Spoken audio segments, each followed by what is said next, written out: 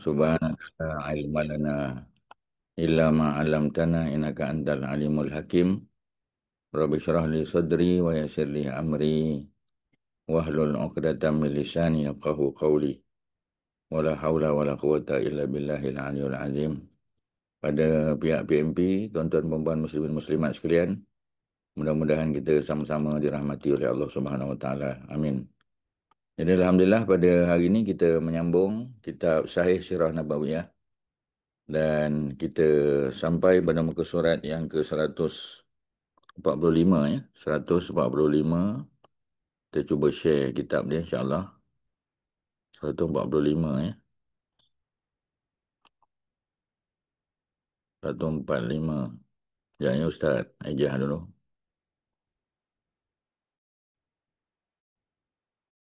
Jadi tajuk cerita tentang Abu Zar ya. Abu Zar Al-Ghifari, beliau adalah sahabat Nabi yang berasal daripada Bani Ghifar ya, orang Badui. Bani Ghifar yang terletak dalam perjalanan antara Mekah ya dan negeri Syam. Jadi orang padang pasir, dan beliau ni memang terkenal sebagai seorang seorang selanun lah ya. Jadi keluarga dia ataupun kabilah dia ni keluarga lanun. Ya, mereka merompak ya, mencuri barang-barang dagangan orang-orang ataupun karavan ya, trade karavan yang melalui kampung mereka. Tetapi macam biasalah tuan-tuan ya, bila iman masuk dalam hati seseorang, ya, orang yang paling jahat boleh berubah menjadi orang yang paling baik. Ya, tu cerita dia. Jadi insya-Allah ya, kita cuba tengok, kita cuba share ya pada hari ini. Jadi muka surat yang ke-145, keberadaan kisahnya masuk Islamnya Abu Zar Al-Ghifari. Jadi kisah masuk Islamnya Abu Zar ni datang daripada dua hadis ya. Yang pertama hadis yang disebut oleh Abdullah bin Abbas dalam kitab Sahih Bukhari dan Muslim, muttafaqun alaihi. Dan satu lagi hadis dalam Sahih Muslim saja oleh Abdullah bin As-Samit ya. Dan keduanya saling bertolak belakang. Maknanya ada apa? Ada kontradiksi tuan-tuan ya. Jadi hadis tu macam tak sealiran. Jadi kita akan tengok secara lebih detail. Imam Al-Qurtubi menganggap bahawa menjamak kedua hadis tersebut merupakan hal yang berat. Jadi bila kita belajar sikit tentang kaedah apa kita panggil metodologi pemahaman hadis tuan-tuan ya. Jadi metod nak faham hadis ni, yang pertama, kalau hadis tu ada dua ya, dan hadis itu seiring dan sejalan, dia tidak kontradiksi ya, dia tidak contradictory to each other, maka kita jamakkan dia, kita gabungkan dia. Ya, dipanggil al-jam'u bainan nassain ataupun al-jam'u baina hadisain. Menjamak, menggabung ya antara dua hadis, kerana dia saling lengkap melengkapi, dia complement each other.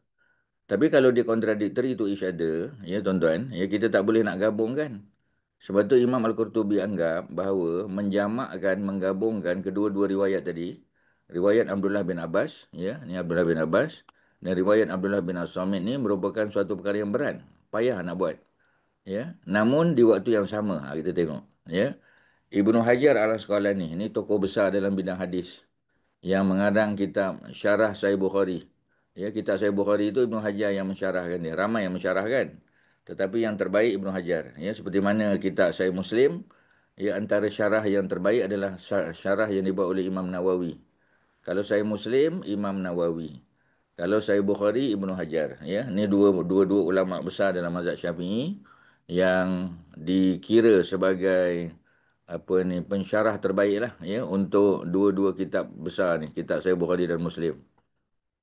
Jadi Ibnu Hajar Al-Asqalani yang berasal daripada keluarganya Asqalan ya. Asqalan ni datang daripada belah Palestin ya, tapi mereka berhijrah ke Mesir sebab Mesir ini merupakan dunia. Ya, Mesir ini merupakan center of apa kita panggilnya, center of civilization lah daripada zaman dulu lah. Ya, zaman Nabi Yusuf lagi, zaman Nabi Musa, ya, zaman yang datang kemudian. Ya, termasuk zaman sekarang ni Mesir ini dianggap sebagai pusat pengajian, ada Universiti Azhar, ada Cairo University, pelajar-pelajar dalam bidang medik ya, dalam bidang dentistry, dalam bidang apa lagi kita kata, ya, dalam bidang farmasi belajar di Mesir. Ya, sebab dia punya standard of education tinggi lah Mesir ni. Ya, jadi ramai doktor-doktor kita yang graduate daripada negara Mesir. Sama ada daripada Azhar, ya, daripada Cairo University, Alexandria, Mansurah, Tontor dan sebagainya. Jadi buktilah mengatakan standard of education di Mesir ni tinggi lah tuan-tuan ya. Kalau tidak takkan kita hantar pelajar-pelajar kita di sana, marah pun hantar.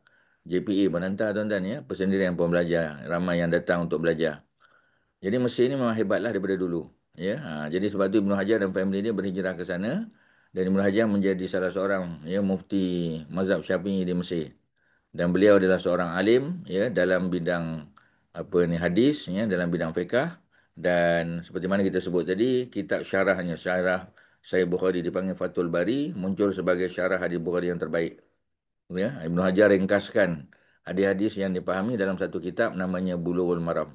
Ya, yang mengandungi hadis-hadis hukum. Baguslah kitab ni tuan-tuan ya, 1,400 lebih hadis. Jadi Ibnu Hajar berdasar kepada knowledge-nya dan pengalaman dia, dia berpandangan bahawa perbezaan kedua-duanya amatlah banyak namun masih mungkin untuk dijamakkan. Yang Imam Qurtubi kata berat. Imam Al-Qurtubi ya yang datang daripada Cordoba. Cordoba ni salah satu bandar besar di Spain ya. Imam Qurtubi ni dia European tuan-tuan ya. Dia orang putih ni Mak Saleh. Jadi dia kata agak berat. Dan Imam Qurtubi, ya, dia punya background mazhab Maliki.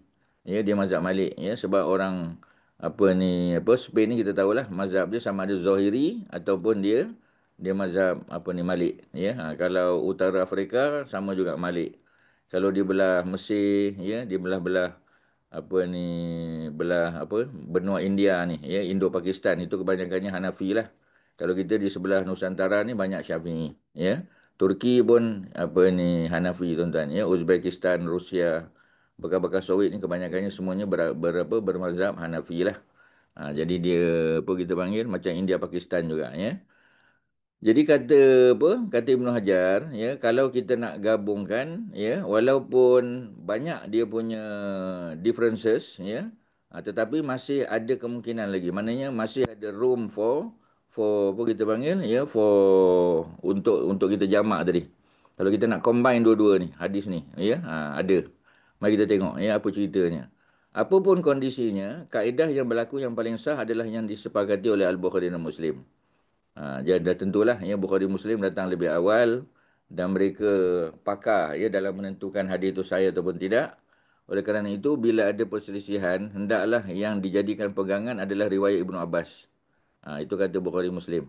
Ya, Ibnu Abbas lagi utamalah sebab dia termasuk 7 kan, 7 sahabat Nabi, narrator of hadis, among the companion 7. Yang pertama ialah Imam apa kita panggil Abu Hurairah, yang pertama Abu Hurairah yang berasal dari Yaman. Yang kedua Abdullah bin Umar kan. Yang ketiga ialah Anas bin Malik. Nombor 4 perempuan isteri Nabi Aisyah binti Abi Bakar. Yang kelima Abdullah bin Abbas. Dia nombor 5. Nombor 6 Jabir bin Abdullah. Nombor 7 Abu Sa'id Al-Khudri. Jadi kalau hadis tu riwayat daripada salah satu daripada 7 sahabat besar ni. Kalau 7 riwayat lagi hebat lah. Kalau 6 daripada ni pun hebat. 4 ya, ataupun 3 ataupun 2. Paling kurang 1 daripada 7 ni. Maka diutamakan berbanding dengan riwayat daripada orang lain. Walaupun Abdullah bin As-Samit sahabat Nabi juga. Ya. Dan hadisnya duduk dalam Sahih Muslim. Tapi dia kontradiktori dengan hadis yang diriwayatkan oleh Abdullah bin Abbas. Jadi itu dia punya cara Imam Bukhari Muslim kata kita ambil saja yang disepakati. Sebab kalau Bukhari Muslim riwayat kita terima. Kalau Muslim saja ya nanti dulu. Itu dia punya cara ya mereka menyelesaikan. Mereka cara untuk reconcilekan hadis tadi. Oleh kerana itu bila ada perselisihan ya, hendaklah yang dijadikan pegangan yang riwayat Ibnu Abbas. Sebab Ibnu Abbas dalam Sahih Bukhari pun ada, dalam Sahih Muslim pun ada. Dari beberapa riwayat yang sah didapati bahawa Abu Zar menentang perkara jahiliah. Jadi dia tak suka jahiliah. Walaupun dia ni seorang perompak kita katanya. Dia pirate of the desert. Ya, tetapi dari segi kepercayaan akidah, ya, dia bukan jenis, ya kita kata kaki percaya pada jahiliah. Khurafat, ya, benda-benda pelik-pelik ni dia tak percaya. Jadi oleh kerana itu, ya, maka dia memang sejak daripada awal dia menolak perkara jahiliah ni. Dia enggan menyembah berhala. Yang pertama, ya. Walaupun dia pencuri. Ya, dia pencuri, dia pirate, ya. Itu kerja-kerja untuk ekonomi dia. Tapi dalam bab yang berkaitan dengan sembah berhala dia menentang. Ya, jadi bagi dia tu, ya, Tuhan ni maknanya dia percaya Tuhan ni Eza. Ya, tidak dia tidak boleh disekutukan. Maknanya Kalau ada orang sembah berhala dan dianggap berhala tu ada kuasa, itu benda yang pelik.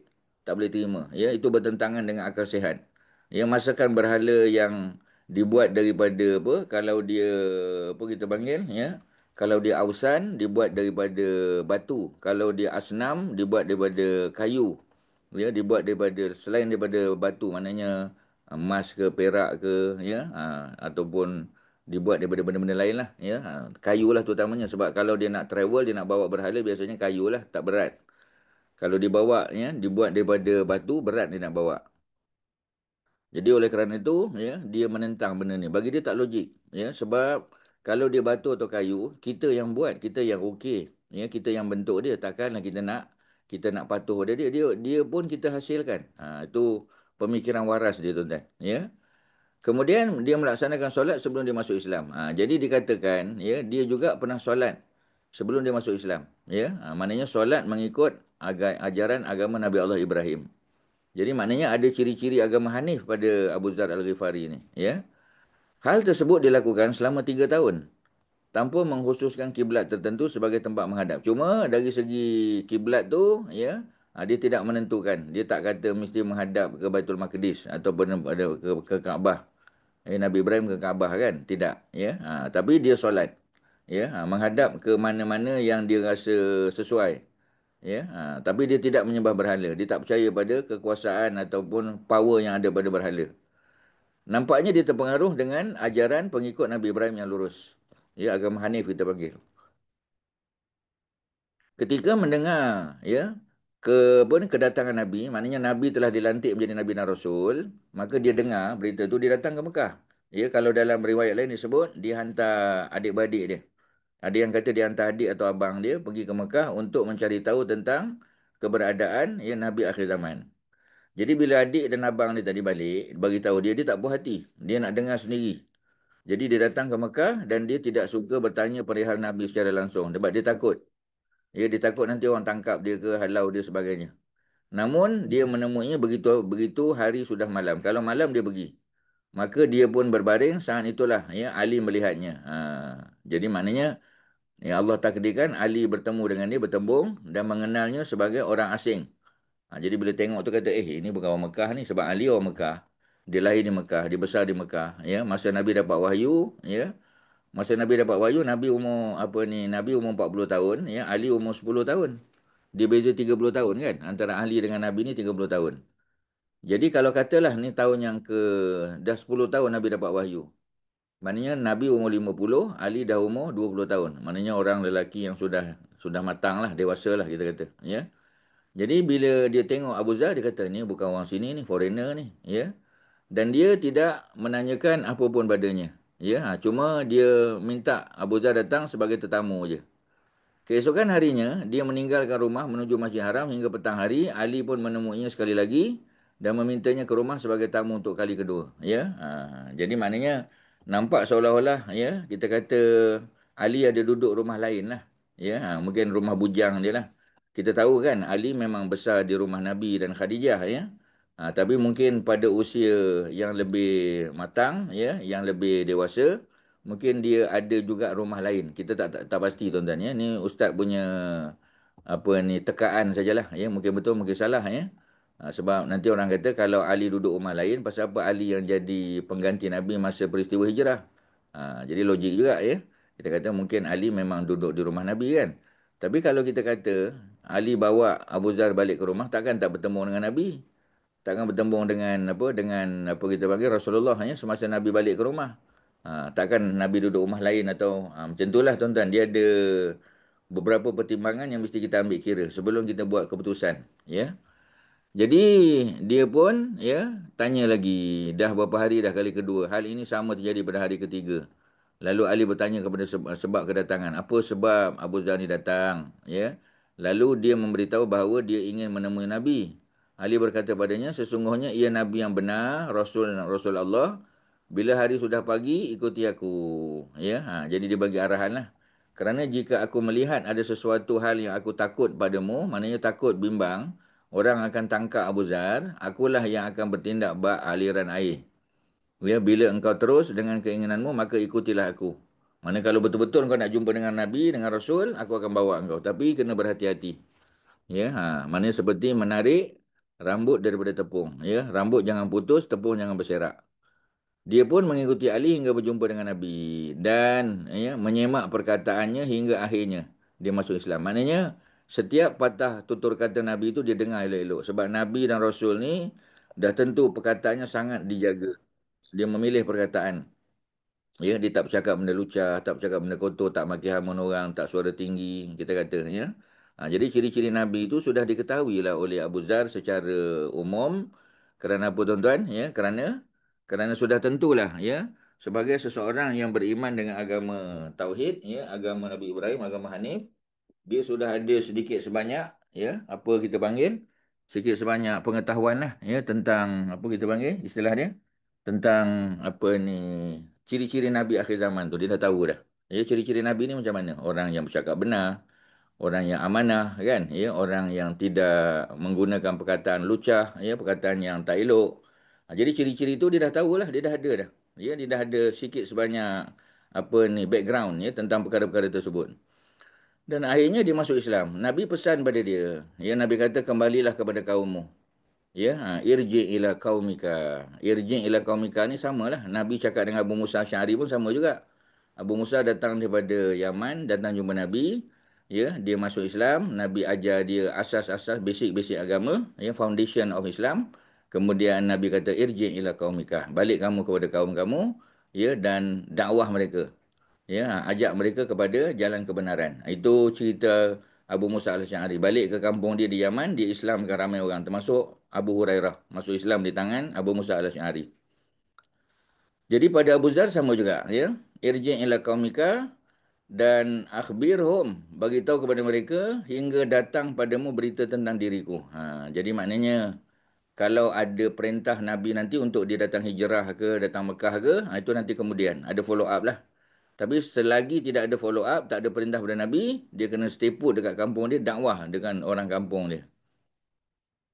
Dia jawab, wallahi, ya, yang apa ni, nafsi biyadihi, yang diriku berada dalam genggaman Allah, dalam kekuasaan Allah. Dia pun keluar menuju masjid. Kemudian dia angkat suara. Aku bersaksi, dia kata. Ya, asyhadu an la ilaha illallah. Ya, wa anna Muhammadan ya Rasulullah. Jadi dia pergi tengah-tengah Kaabah tempat tawaf tu, dia mataf tempat tawaf, dia pun isytihar. Jadi orang ramai dengar, marahlah, ya, orang pukul dia. Ya, sehingga babak belur. Ya, babak belur ni maknanya luka-luka lah, ya, lebam-lebam. Saat itulah datang Abbas bin Abdul Muttalib. Abbas pun datang. Abbas kata, ya, mengingatkan masa tu mana orang ramai akan balasan penduduk Ghifar. Kau tak tahu ni, ini dia ni, ya, ini apa ni kabilah Ghifar. Kabilah Ghifar ni duduk di tengah-tengah perjalanan. Kita kalau nak pergi negeri Syam berniaga, kita akan lalu kampung dia. Sebab orang lain tak kenal dia, ya. Abah dia kenal. Abah dia well travel kan, dia tahu. Dia kata ancaman perniagaan mereka ke Syam. Kalau kamu pukul dia, kamu bunuh dia, esok-esok kamu lalu ke kampung dia, tunggulah balasan dia. Tunggulah balasan orang kampung dia, ya, kabilah Ghifar. Jadi ya akhirnya mereka pun apa? Mereka pun senyap ya. Maknanya tidak lagi meneruskan pukulan tadi ya. Ini disebut apa kita panggil dalam apa? Dalam Sahih Al-Bukhari ada cerita ya. Riwayat Abdullah bin As-Samit berada dalam Sahih Muslim. Riwayat ini mengungkap bahawa pertemuan antara Abu Zar dengan Rasulullah dekat Kaabah dengan dihadiri oleh Abu Bakar dan tidak menyebut Ali ya. Jadi riwayat Abdullah As-Samit ni ada sikit beza lah. Ya. Jadi yang kita terima sudah tentu yang datang dalam Sahih Bukhari dan Muslim. Kalau ada riwayat oleh orang yang sama, Abdullah bin Abbas, dan riwayat tu pula disebut dalam dua-dua kitab sahih. Sahih Bukhari pun sebut, Sahih Muslim. Yang itu kita utamakan lah. Ya, rather than yang hanya dalam Muslim saja. Kalau dalam Bukhari saja, kita utamakan. Kalau Bukhari dan Muslim, of course, itu lagi bagus lah. Ya, dia panggil muttafaqun alaihi. Hadis yang agreed upon, dipersetujui oleh Al-Bukhari Muslim dan kitab sahih. Kalau Muslim saja, dia duduk bawah sikit lah. Ya. Tapi kalau tak ada hadis lain, Muslim tetap kita pakai. Tapi kalau ada yang lain, kita utamakan yang lain.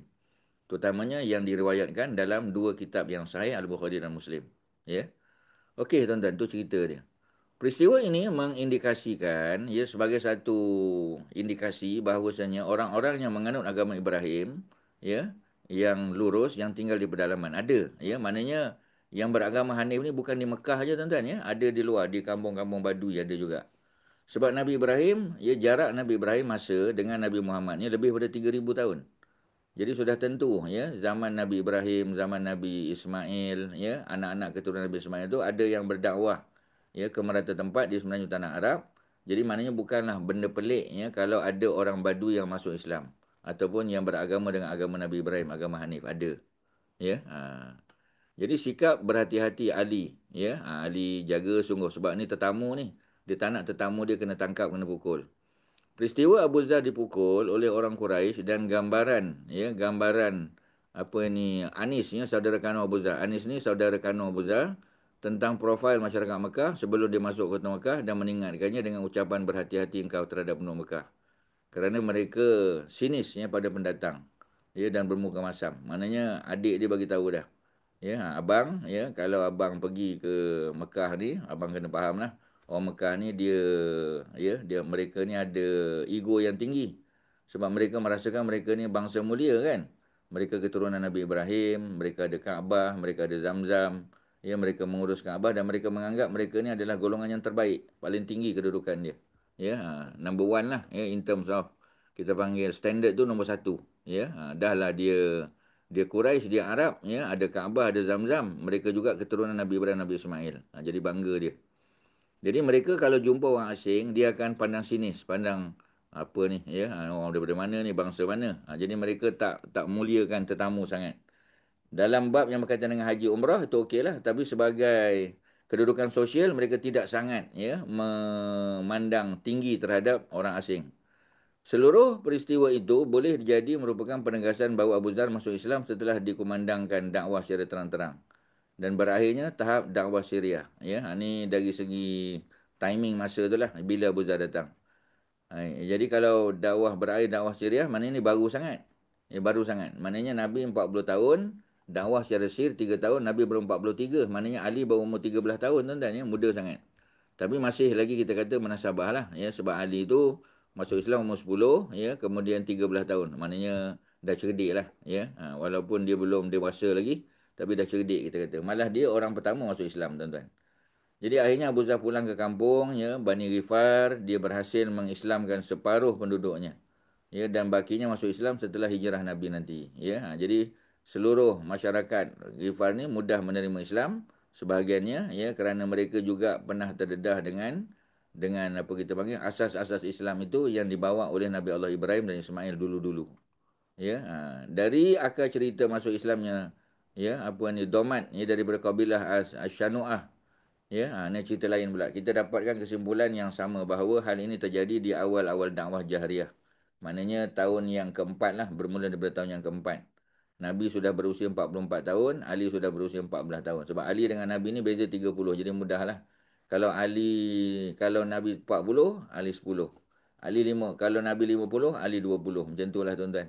Masa hijrah Nabi 53, Ali 23. Tolak 30 aja tuan-tuan. Ataupun campur 30. Macam itu je lah. Ya.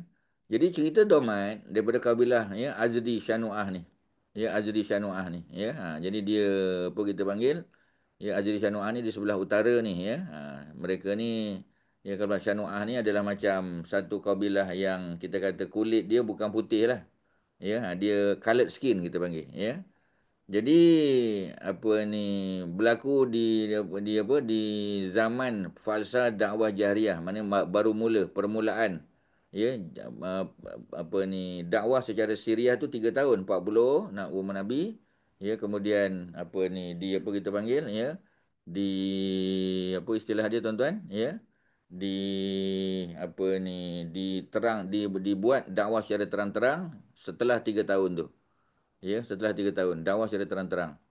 Jadi maknanya awal tahun yang keempat kenabian. 3 tahun Syria, masuk tahun keempat dah mula. Ya, Nabi dah buat pengumuman di Bukit Safa. Ya, maknanya Abu Lahab dah kata celaka engkau wahai Muhammad, dah turun dah tabat yada Abil Lahab watab. Itu peringkat awal lah. Ya. Kemudian setelah Rasulullah SAW secara terbuka menganggap bodoh keyakinan yang dianut oleh orang-orang musyrik. Jadi memang betul lah. Ya, kalau kita tengok kan, orang musyrik ni dia buat berhala pakai batu, ya, yang kita panggil ausan, dibuat daripada kayu, dipanggil asnam.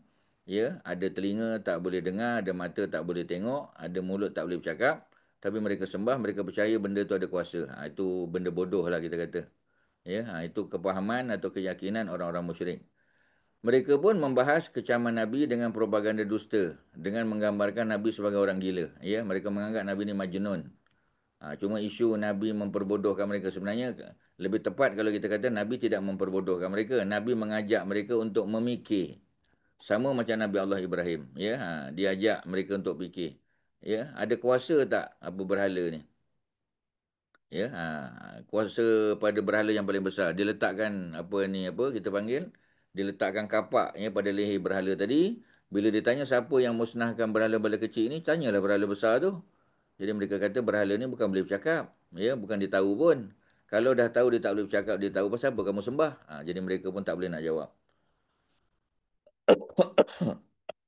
Jadi bila mereka tak boleh nak jawab, ya, maka mereka report kepada Raja Namrud, dan Namrud datang ya berdebat dengan Nabi Ibrahim, kalah ya, debat Nabi Ibrahim. Nabi Ibrahim menang, Namrud kalah, dijatuhkan hukuman bakar hidup-hidup. Ahriku, bakarlah dia, ya. Dan pertahankan tuhan-tuhan berhala kamu. Jadi Nabi dituduh Majnun. Dan tuduhan Majnun bukan Nabi Muhammad saja tuan-tuan ya. Nabi-Nabi lain pun dituduh Majnun. Nabi Muhammad antaranya. Ya. Sedangkan dia sendiri adalah orang yang berprofesi meruqyah, menjampi orang yang terkena penyakit gila. Jadi Nabi ni, tuan-tuan ya, Nabi ni boleh ruqyah orang. Ya, orang gila pun Nabi boleh ruqyah kan. Ya, Nabi baca Ayatul Kursi, Nabi baca Al-Fatihah, Nabi baca apa kita panggil Al-Mu'awwizat ya, 3 kul dan surah-surah yang lain lah ya, yang kadang-kadang datang daripada hadis-hadis Nabi lah, bukan daripada ayat Quran lah, macam Bismillahirrahmanirrahim, la yadurru ma'asmihi syai'un fil ardi wala fis sama' wa huwas samiul alim kan. Ya, jadi apa ni, auzubi kalimatillahi tammah min syarri ma khalaq. Jadi benda-benda ni termasuklah ain, pandangan ain ya, pandangan yang kita kata mendengki ataupun pandangan yang memuja kita sehingga boleh jatuh sakit ya. Nabi ajar auzubi kalimatillahi tammah ya min kulli syaitanin wa hamah wa min kulli ainin lamah. Aku minta lindung dengan kalimah-kalimah Allah yang sempurna, ya, yang tinggi daripada setiap syaitan, ya, min kulli syaitanin, ya, wahamah, dan daripada segala binatang yang boleh memudaratkan, yang boleh mematuk, menggigit, ya, menyengat dan sebagainya. Wa min kulli ainin lamah, dan daripada setiap mata yang melihat. Sama ada dia melihat dengan apa kita panggil rasa dengki, rasa iri hati, ataupun dia tak ada perasaan iri hati tapi maknanya dia kagum. Ya, berlebih-lebih sangat. Sehingga orang yang dilihat tu jatuh sakit. Seperti mana kes sahabat Nabi lah. Sehingga Nabi ajar dia. Ya, satu bacaan, satu zikir, satu ruqyah. Yang bila kita baca, mudah-mudahan ia dapat mendinding diri kita daripada apa ni, ancaman syaitan jin. Ya, daripada binatang berbisa. Termasuk juga daripada pandangan mata manusia. Sama ada dia melihat dengan pandangan dengki ataupun tidak. Ya, a'udzubika limatillahi tamah min kulli syaitanin wahamah, min kulli syaitanin wahamah wa min kulli ainin lamah. Ya, jadi maknanya package lah tuan-tuan. Dan Nabi yang buat ruqyah tu untuk orang gila. Ya. Tetapi Nabi dituduh majnun. Ya, jadi maknanya benda yang sangat bertentangan lah. Ya, Nabi tidak ada ciri-ciri orang gila. Ya, Nabi yang membantu, yang menenangkan orang gila. Nabi yang ruqyah, ya, Nabi yang menjadikan mereka normal balik tuan-tuan. Jadi takkanlah Nabi itu dituduh dengan tuduhan tersebut kan? Orang Mekah pun tahu. Jadi dia mendatangi Nabi, menawarkan diri untuk menjampinya. Jadi Domat ya, daripada kabilah Azdi Syanu'ah ni. Dia ni seorang bomoh lah tuan-tuan. Ya, dia ni pawang ataupun bomoh. Jadi bila dia datang jumpa Nabi, sebab dia dengar orang kata Nabi ni kena sawan. Ya, sebab Nabi bila dapat wahyu, Nabi kan orang tanya, Nabi tak jawab. Pasal Nabi sedang mendengarkan wahyu. Nabi sedang berinteraksi dengan wahyu. Dengan Allah Subhanahu Wa Taala secara langsung, yang meletakkan wahyu dalam dada Nabi ataupun melalui perantaran Jibril. Jadi sebab tu Nabi dalam keadaan sejuk, Nabi boleh berpeluh-peluh. Ya, sebab beratnya ayat yang Nabi nak terima tu. Inna sanulqi alaika qaulan saqila. Sesungguhnya kami, kata Allah, akan membacakan kepada engkau ya qaulan saqila, perkataan yang berat. Sebab tu bila naik unta, unta pun terduduk berat. Bila Nabi dalam keadaan apa ni, panah terik, boleh apa kita panggil, boleh dalam keadaan sejuk kita kata ya, di Mekah, di Madinah ni boleh sampai 6 darjah Celsius pada waktu pagi, waktu subuh ya, Nabi berpeluh-peluh. Jadi suatu benda yang pelik. Jadi orang duk sebut Nabi ni penyakit, ya ada sakit, ada sawan, ada apa kita panggil, ada masalah kesihatan.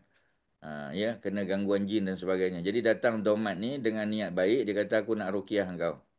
Ya, dia menawarkan diri untuk menjampi Nabi. Maka Rasulullah mengatakan segala puji milik Allah, ya.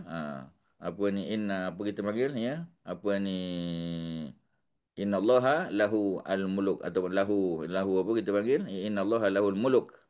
Bagi Allah segala segala sesuatu ni milik Allah.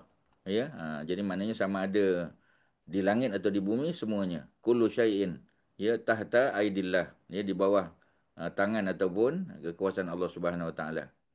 Jadi kita puji dan memohon bantuan kepadanya. Kita puji Allah. Ya, jadi apa kita panggil? Ya, puji Allah. Walakal hamdu, segala puji bagi Allah. Ya, dan segala tempat untuk kita minta bantuan. Tadi macam kita sebut riwayat Imam At-Tabrani daripada cerita Nabi Musa kan. Ya, apa ni Allah ni tempat kita memuji, Allah tempat kita apa kita panggil mengadu sakit dan sebagainya. Tempat kita minta tolong. Sesiapa yang Allah beri petunjuk hidayah, ya tidaklah dia disesatkan memang. Dan sesiapa yang disesatkan tidaklah yang mendapat petunjuk. Ya, ni biasa kita bacalah. Ya, jadi kita puji Allah.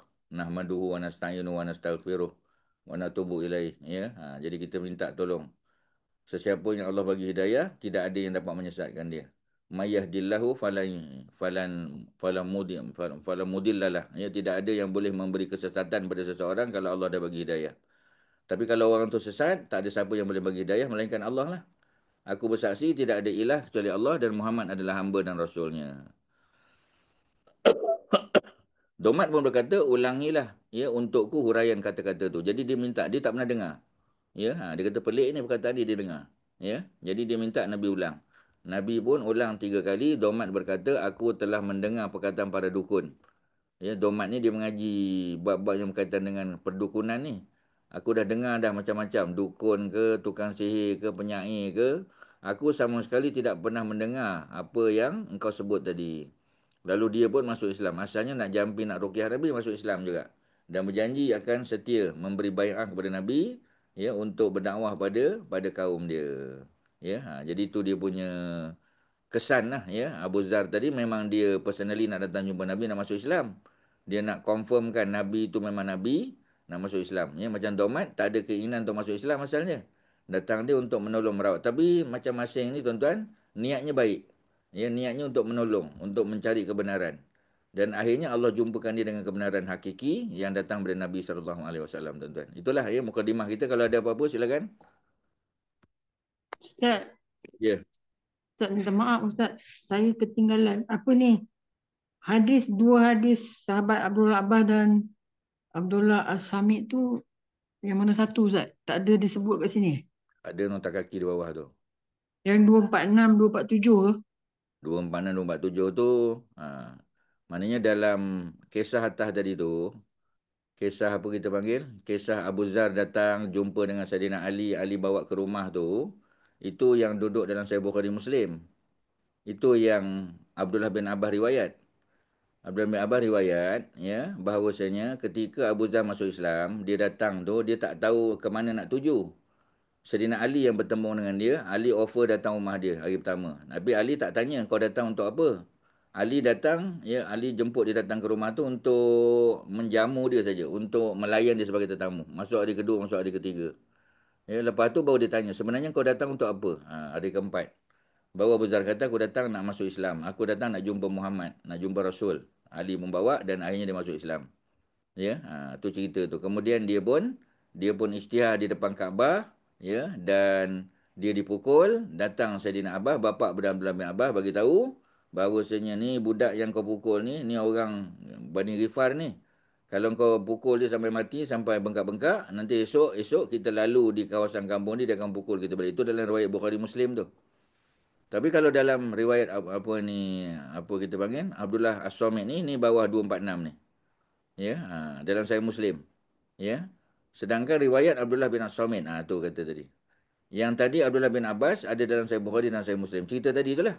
Ya, Abdullah bin Abbas, ya, cerita Ali jumpa dengan dia, kemudian Saidina Abbas meleraikan apa ni kejahatan yang dibuat oleh orang Quraisy terhadap Abu Zar tadi. Dia pukul, dicederakan tadi. Itu riwayat Bukhari Muslim tu.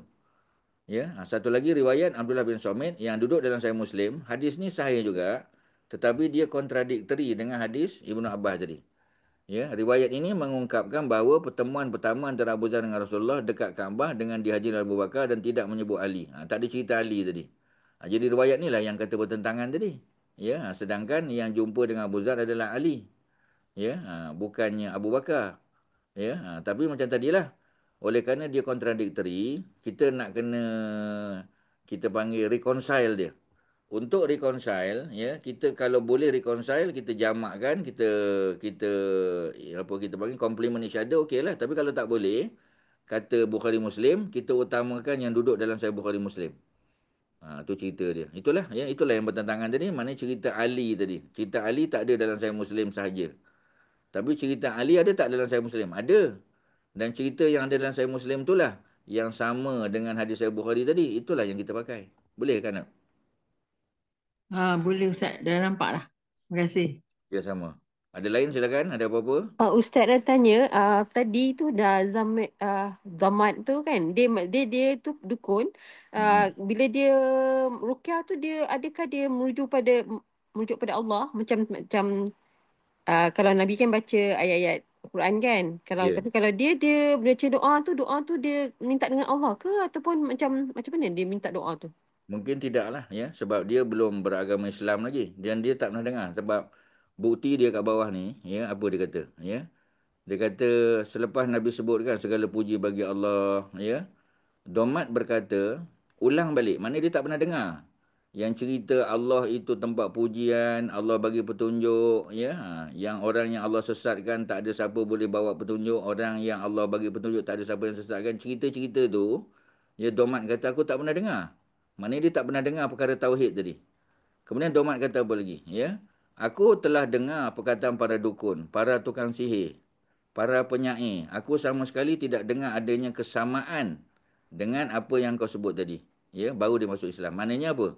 Sebagai indikasi bahawasanya dia seorang Muslim bukan. Ya, dia tak pernah apa kita panggil, ya, berukiah ataupun melakukan rukiah dengan lafaz-lafaz yang bersifat ketuhanan tauhid tak. Ya, itu berasal pada apa yang kita dengar ni je lah. Ya, dia bukan macam kita kata ada kes kan yang Nabi jumpa dengan Ashifa. Ashifa ni yang mengajar apa kita panggil Hafsah. Ya, Hafsah isteri Nabi. Dia pandai baca dan tulis. Guru dia Ashifa. Pernah ketika Nabi datang ke rumah Hafsah, Nabi tengok apa ni Hafsah tengah belajar daripada Ashifa. Ya, ni dalam Sahih Bukhari ada riwayat ni. Jadi Nabi pun sebab Nabi kenal Ashifa ni pawang, dia adalah dukun perempuan zaman jahiliah. Ya, tapi Nabi tanya dia. Ya, sebab apa kita panggil, ya, Nabi kata apa ni ada buat-buat ruqyah lagi ke? Dia kata dah berhentilah sejak dia masuk Islam dia dah berhenti dah. Jadi Nabi nak tahu, ya, apa ruqyahnya yang dibaca tu. Dia pun baca. Allahumma rabban nas muzhibal ba'si. Ya Allah engkau lah, ya, apa ni Tuhan kepada segala manusia. Muzhibal ba'si, engkau menghilangkan sakit. Ya, apa isfi anta syafi, sembuhkanlah wahai Allah, ya. Sebab orang Arab pun sebut Allah juga, orang Arab Mekah. Ya, yang berbahasa Arab tu ada kemungkinan dia menggunakan perkataan Allah lah sebab apa ni Baitullah pun, ya, Kaabah dia panggil Baitullah. Jadi lafaz Allah, Allahumma tu benda yang biasa dalam masyarakat dia. Walaupun mungkin dia sembah berhala kan. Walaupun mungkin dia sembah Lata Uzza sebab mereka tidak apa kita panggil membezakan antara tauhid dengan penyembahan kepada berhala-berhala tu. Ya, mereka memang kalau ditanya walain sa'altau man khalaqas samawati wal ard, kalau engkau tanya pada mereka wahai Muhammad, siapa yang cipta langit bumi, yang mencipta bulan bintang, dia akan kata Allah. Tapi dari segi penyembahan dia sembah Lata Uzza Manat Hubal kan. Maknanya tak konsisten. Jadi Nabi pun tanya pada Syifa, ya, apa yang kau baca, ruqyah yang kau baca tu. Dia pun bacalah satu-satu sampai habis. Nabi kata tak salah. Apa yang kau baca tu tak salah. Ya, maknanya Nabi endorse apa yang dia baca. Dalam Sahih Bukhari dikutip hadis ni dan kita boleh amal. Ya, apa yang Nabi baca. Malah dipanggil ni Ruqyah An-Namal nama dia. Ada nama khas dia. Ruqyah An-Namal. Ya, maknanya disebut jampi semut. Tak tahu apa sebab lah nama jampi semut kan. Tapi macam tadilah, ya, kita boleh amal. Ya, imam-imam besar pun meletakkan hadis ini dalam kitab ruqyah mereka. Jadi kita boleh amal lah, tak ada isu lah. Ya, lebih-lebih lagi hadisnya sahih dalam kitab Sahih Bukhari. Tapi macam tadilah ya, tak pelik sebab orang Mekah ni memang walaupun mereka ni sembah berhala, tapi sikit sebanyak ya kesan daripada agama tauhid, agama agama Hanif, agama Ibrahim tu ada. Macam Domat ni kita tak tahu ya, di mana lokasi Ustaz tak tahu, tak pasti. Ya, Qabilah Azri Syanu'ah ni, yang Ustaz pasti dia di utara. Ya, pasal Syanu'ah ni orang berkulit hitam. Ya, bukan bukan hitam Afrika tu, tapi dia coloured skin. Ya, kalau belah-belah Mekah ni kita kata dia tak hitam ya. Mekah ni dia fair lah. Macam Nabi kan, Nabi Aisyah Abu Bakar, cuba kita tengok kulit dia. Dalam Syamil disebut ya, putih kemerah-merahan. Tapi Bani Syanu'ah ni bukan. Ya, dia lebih sawo matang lah kita kata. Jadi duduk kebiasaannya di utara. Jadi mungkin dia tidak terkesan lah dengan agama Tauhid. Jadi mungkin mungkin tidak lah ya. Kalau ditanya adakah lafaz apa ni, Ruqyah dia tu lafaz seperti mana lafaz apa ni Asyifa tadi, Ustaz rasa tidak lah. Sebab dia kata aku tak pernah dengar. Ya, aku tak pernah dengar. Apa yang aku belajar daripada pawang dukun tak sama dengan apa yang kau sebut. Ya, itu yang akhirnya dia masuk Islam dan berjanji setia untuk dakwah ya kepada kaum dia. Itu kalau Ustaz boleh respon lah. Ada lain silakan. Tuan-tuan ada apa-apa? Tak ada. Sesungguhnya untaian kata-kata kenabian mutlak menyentuh ya relung kalbu manusia memang tuan-tuan. Ya, jadi kalau orang yang berjiwa apa, berjiwa bersih, ya, orang yang betul-betul nak cari kebenaran, macam saintis lah kita kata. Bila dia buat kajian, ya, dia duduk dalam lab, dia buat kajian, dia buat apa ni, apa kita panggil, scientific punya discovery ni tuan-tuan, ya, dia buat di makmal tu, dia akan jumpa kebenaran. Ya, dia buat bedah manusia, dia tengok keadaan dalam tubuh manusia ni, jantung dia, ya, buah pinggang dia, urat saraf dan sebagainya. Dia akan tahu bahawasanya benda ni tak akan jadi secara kebetulan. Dia mesti ada satu kuasa yang maha tinggi yang mengawal, yang mencipta, yang menjadikan. Ya, dan akhirnya dia masuk Islam ya, seperti mana kisah selalu saya sebut. Kisah seorang apa? Seorang profesor bidang dermatologi di Thailand ya. Tak pasti universiti dia, mungkin University of Chulalongkorn lah. Ya, dia Japanese punya profesor dalam bidang dermatologi. Dia mengajar bidang dermatologi di universiti di Thailand dan pernah dia dijemput ya untuk menghadiri seminar di Jeddah kalau tak salahnya. Ya, jadi di Riyadh ataupun Jeddah. Jadi di situ ada profesor daripada Saudi yang menceritakan tentang ayat Quran, tentang bagaimana orang yang dibakar dalam api neraka, ya. Innalladzina kafaru bi ayatina sawfa nuslihim nara. Kami akan masukkan mereka dalam neraka. Kullama nadijat juluduhum baddalnahum juludan ghairaha liyazuqul azab. Kalau ya kulit mereka hangus binasa, Allah ganti dengan kulit yang baru supaya mereka merasa azab. Ya, habis je bakar, ganti balik, ganti balik. Jadi profesor perempuan tadi daripada Jepun tadi dia pun tanya, ya, ayat mana, surah berapa? Betul ke ni dalam Quran? Jadi bila dibuktikan, dia kata inilah fakta yang telah diketahui oleh Nabi kamu sejak 1400 tahun yang lalu. Ya, fakta ni baru ditemui oleh saintis. Maknanya pada abad kita ni baru orang tahu, ya. Bila manusia tu terbakar kulitnya dia tak rasa sakit dah. Masa terbakar sakitlah, bila dah terbakar tak rasa sakit sebab dia punya deria rasa tu atas kulit ni aja. Jadi sebab itu, ya, Quran tadi menyebut setiap kali hangus dia punya kulit, Allah ganti kulit yang baru. Jadi maknanya apa? Ya, kefahaman dia dalam bidang sains tu menyebabkan dia masuk Islam. Ya, sebab dia tahu bahawasanya apa yang disebut oleh Quran tu tidak bertentangan dengan sains. Ya. Kalau bertentangan dengan sains, mana sains yang salah. Ya, bukan Quran yang salah. Sebab Quran adalah wahyu Allah, dia bersifat sempurna tuan-tuan. Ya, dia kalam Allah. Tapi kalau saintis ni, dia punya kajian mungkin belum sampai ke peringkat yang paling tinggi. Sebab itu kadang-kadang dapatan saintifik ni dia bertentangan dengan Quran. Tapi kalau dia sudah sampai ke kemuncak, dapatan ni akan sama selari dengan Quran. Jadi maknanya apa tuan-tuan? Ilmu yang kita ada ni walaupun ilmu berkaitan dengan dunia, tapi kalau kita ni ikhlas, kita ni bersih hati, nak cari kebenaran, Allah akan bagi petunjuk pada kita. Ya, dia akan apa kita panggil? Ya, dia akan menyentuh relung hati manusia, menghilangkan hijab antara mereka dengan hakikat tauhid uluhiyah. Ya, jadi maknanya Allah akan singkap kebenaran itu dan mereka akan nampak. Maka kini kalimat-kalimat itu datang sambil memindahkan mereka dengan segala kejujuran dan bersentuhan langsung dengan fitrah menuju alam Islami. Jadi sebab itu tuan-tuan, orang yang ikhlas ya, mencari kebenaran dia akan jumpa. Ya, macam kita kata Yusuf Islam contoh. Ya, Cat Stevens. ketika dia mula nak mencari agama, tuan-tuan, dia pergi ke gereja, dia tanya pada paderi, dia tak dapat jawapan yang tuntas, jawapan yang bagi puas hati pada dia. Dia tak satisfied. Ya, tapi bila dia sakit, ya, kena penyakit apa ni, apa kita panggil, ya, kena kuarantin selama setahun, ya, kerana sakit dia tu, ya. Kemudian apa yang berlaku? Dia membaca dalam masa dia sakit, baca Quran, ya, buat perbandingan, tengok ayat dan sebagainya. Dia rasa semua jawapan yang dia nak selama ni telah dijawab oleh Quran, dan akhirnya dia masuk Islam. Jadi sebab apa, tuan-tuan? Ya, sebab dia mencari kebenaran. Orang yang cari kebenaran, insya-Allah jumpa. Walaupun asalnya mereka tidak ada niat untuk masuk Islam. Ya, tu cerita dia. Okey, ya. Dia muka surat 147 selesai. Kita masuk 148. Ada kisah lain masuk Islamnya Tufail bin Amru Ad-Dawsi. Ya, ni orang Yaman, tuan-tuan. Ya, kabilah Ad-Dawsi ni kabilah Yaman. Ya, jadi dia ni orang mulia. Ya, tetapi cerita ini tidaklah benar. Ada kisah dia. Kecuali bahawa ia pernah mengajak Nabi untuk berlindung di benteng Daus yang sangat kokoh. Namun Rasulullah menolaknya kerana dakwah ini tetap eksis setelah munculnya tentangan Quran yang teramat kerah. Maknanya dia datang jumpa Nabi, dia pernah offer Nabi untuk berlindung, ya, di tempat dia. Tapi Nabi menolak, ya. Tu ada apa kita panggil? Ada riwayat ni 250 di bawah. Dalam Sahih Muslim diriwayatkan oleh Ahmad juga dalam kitab Al-Bidayah wa Nihayah Ibnu Katsir, ya, dalam Abu Ya'la, Musnad Abi Ya'la pun ada. Jadi dalam Sahih Muslim ni cukuplah untuk kita mengetahui hadis itu sahih lah. Ya, Sahih Muslim. Tak ada kontradiksi dengan hadis lain lah. Ya. Jadi ada cerita Tufail bin Amr Ad-Dawsi, seorang pemimpin Bani Daus. Ya. Tapi cerita dia masuk Islam tu ada tokoh tambah lah. Ya, kecuali bahawa dia pernah ajak Nabi untuk berlindung ke benteng Daus. Okey, itu diterima.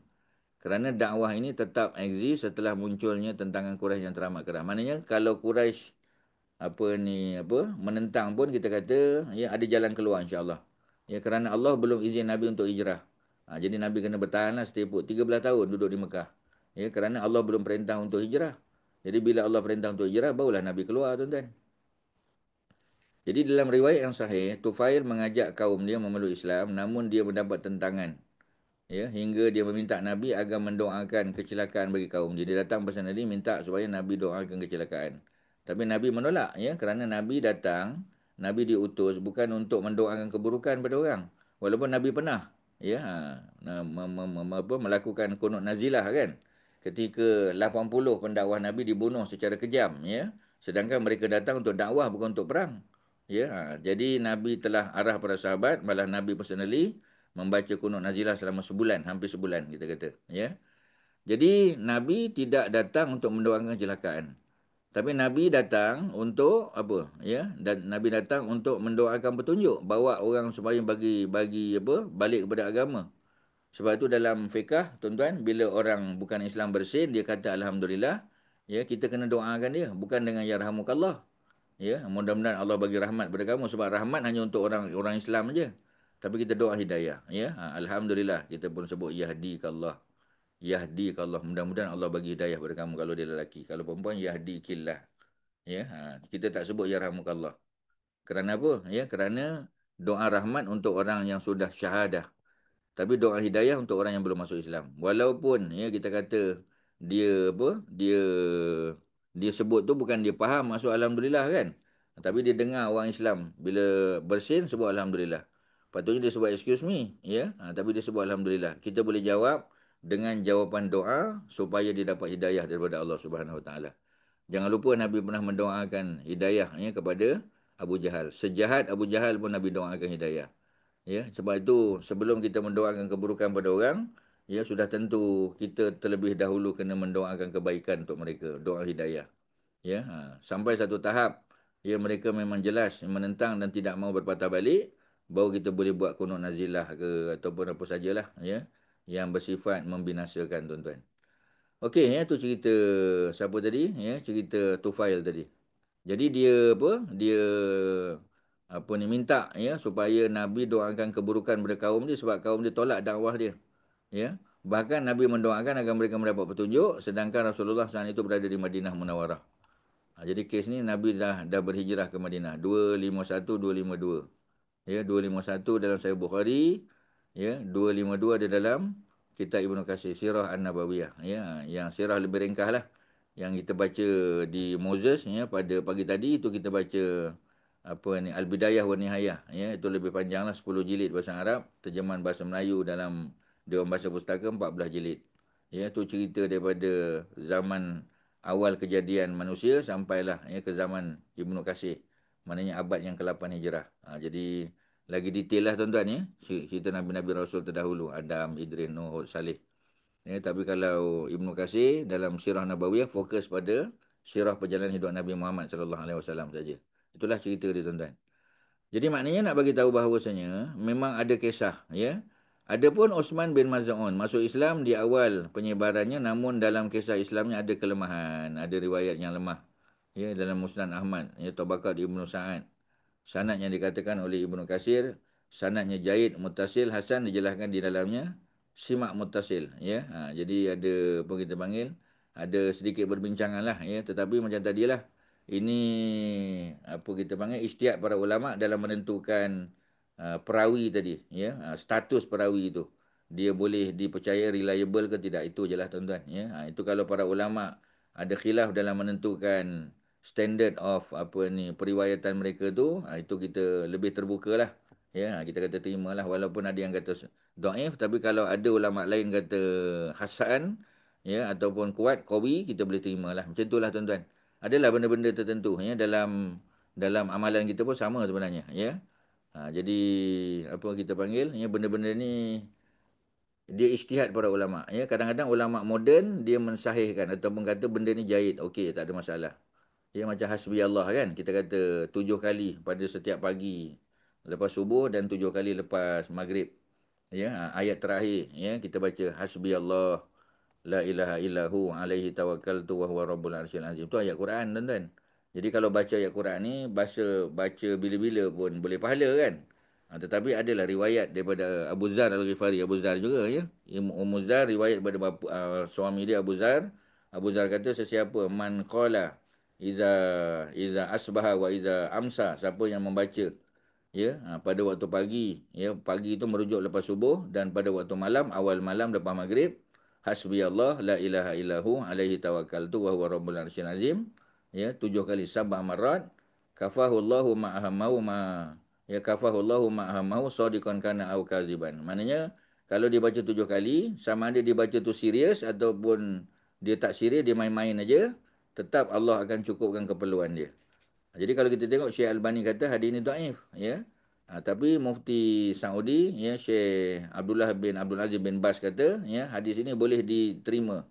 Ya, riwayatnya qawi, kuat, ya, boleh reliable, mana boleh amal. Jadi ada perbezaan pendapat lah. Ya, jadi kalau kita yang nak amal, kita pakailah pandangan Abdullah bin Abdul Aziz bin Baz, Mufti Mesir, Mufti Saudi kan. Tapi kalau orang yang tak nak amal, dia pegang pada Syekh Albani tu, masing-masing punya ni lah, ya. Yang penting dia ayat Quran, baca tak salah, dapat pahala lagi. Cuma nak baca 7 kali selepas subuh dan selepas maghrib, itu yang dipertikaikan. Tapi kalau kita nak amal, kalau ustaz secara peribadi, ustaz amal lah. Kerana ada riwayat yang mengatakan riwayat tu kuat, ya, disebut pula oleh Mufti Saudi, kita kata, so kita terimalah. Kalau ustaz personally lah. Tapi kalau orang yang tak nak lah, kita kata tak apalah, ya. Sebab dia pegang pada pandangan apa ni Syekh Albani. Cuma macam tadi lah, perkara yang boleh kita amal, terutamanya datang pada ayat Quran, ya, dan dia tidak melibatkan hukum, ya, maka boleh tak amal? Bolehlah amal, tuan-tuan. Tapi kalau tuan-tuan rasa tak kuat, tuan-tuan nak amal benda lain, silakan. Tapi kalau tak ada benda nak amal, lain semua dah baca dah. Ayat kursi dah baca, 3 kul a'udzu birabbil falaq dah, kul a'udzu birabbin nas, kul huwallahu ahad sudah. Tasbih, tahmid, takbir 33 dah habis, ya.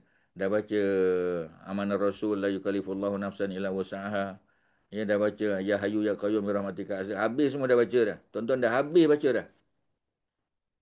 Kemudian tuan-tuan nak tambah, ya, dengan riwayat yang disebut sebagai dhaif oleh Syekh Albani, tapi dikatakan kuat, ya, oleh Syekh bin Baz. Kalau ustaz personally tak ada masalah lah, baca lah tuan-tuan. Lagi-lagi dia ayat Quran. Ya, dan maknanya tidak bertentangan dengan mana-mana sebab dia ayat Quran. Cuma ada yang kata saya, ada yang kata dhaif. Itu je tuan-tuan. Ya, tapi ustaz memilih, ya, dia hasan, ya, seperti mana kata Mufti Saudi tadi, so amal lah. Ya, sebab yang lain-lain tu kita habis amal. Tapi jangan amal benda tu saja, ya, amal yang sahih dulu. Yang sahih-sahih kita dah amal, yang hasan dah amal. Baru kita ambil yang dhaif-dhaif, tetapi dhaif yang boleh diamalkan. Kerana ada penguat dia tuan-tuan. Ya, ada ulama yang kata boleh. Okeylah. Dan ulama yang kata boleh itu bukan ustaz-ustaz kampung, tuan-tuan ya, bukan ustaz-ustaz biasa, tapi ini mufti.